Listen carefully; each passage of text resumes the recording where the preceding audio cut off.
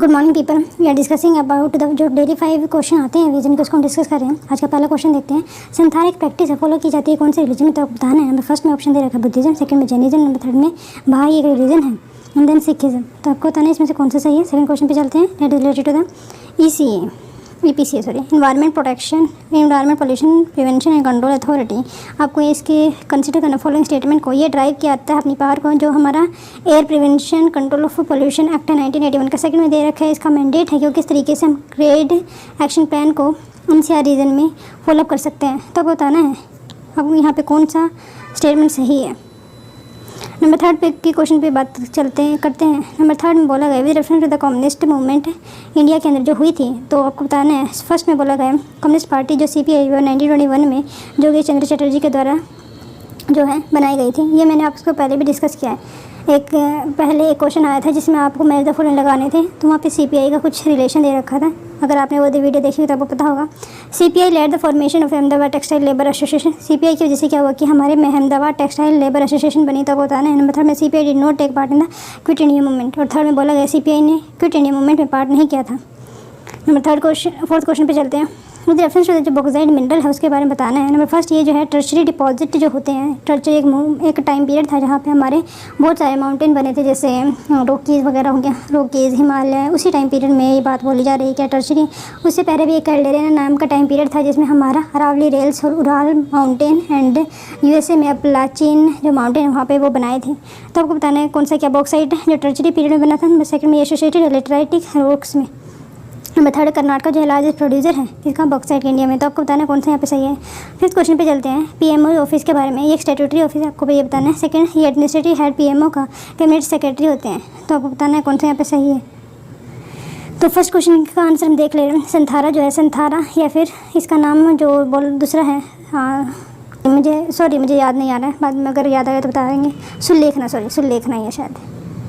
Okay, जब याद आएगा तो बताएंगे। तो जैनिज़्म है यहाँ पे। जैनिज़्म में ये फॉलो किया जाता है। इसमें क्या होता है, ये प्रैक्टिस होती है डिक्रीज़ करने की, जो इंटेक एंड फूड जो है वो नहीं लेते हैं, हम खाते ही नहीं ग्रेजुअली। इसकी वजह से क्या होता है कि एक पर्सन अपनी लाइफ को एंड कर देता है, अटेन मोक्षा, और उसको मोक्ष अटेन हो जाता है। और ये जो प्रैक्टिस है चंद्रगुप्त मौर्य के द्वारा जो है किया गया था। और एक अश्वघोष पर्सन थे अपने शायद लास्ट ऑफ वैदिक पीरियड के, मतलब क्या है कि जो वैदिक पीरियड में भी एक पर्सन थे, वहाँ पे भी इसका एक जिक्र पाता है कि उन्होंने भी संथारा को फॉलोअप किया था। नंबर सेकंड क्वेश्चन पे चलते हैं। क्या ये जो हमारा था EPCA के बारे में, क्या ये 1981 के एक्ट के हिसाब से जो एयर पोल्यूशन का आया था उसके हिसाब से बना था। तो ये गलत है।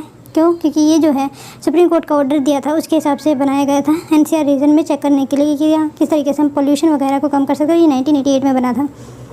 एक मिनट। और ये अपनी पार कहाँ से लेते हैं, तो 1986 के हेड से लेते हैं। देख ले रहे हैं इन्वायरमेंट और सेकंड स्टेटमेंट की पहले बात कर ले। यस, ये जो है NCR रीजन के लिए बनाया गया था। तो environment pollution prevention control act ये सुप्रीम कोर्ट का मैंडेट है, by which take with the responsibility to protect करना, इंप्रूव करना हमारी जो NCR रीजन में quality of environment and prevent करना, कंट्रोल करना इन्वायरमेंट पोल्यूशन को इन द NCR, खास कर NCR रीजन में। ये नोटिफाइड किया गया था 1988 में by the environment ministry, now ministry of environment. पहले इन्वायरमेंट मिनिस्ट्री बोलते थे, अब इसका नाम चेंज कर मिनिस्ट्री ऑफ इन्वायरमेंट हो गया। Forest and climate change.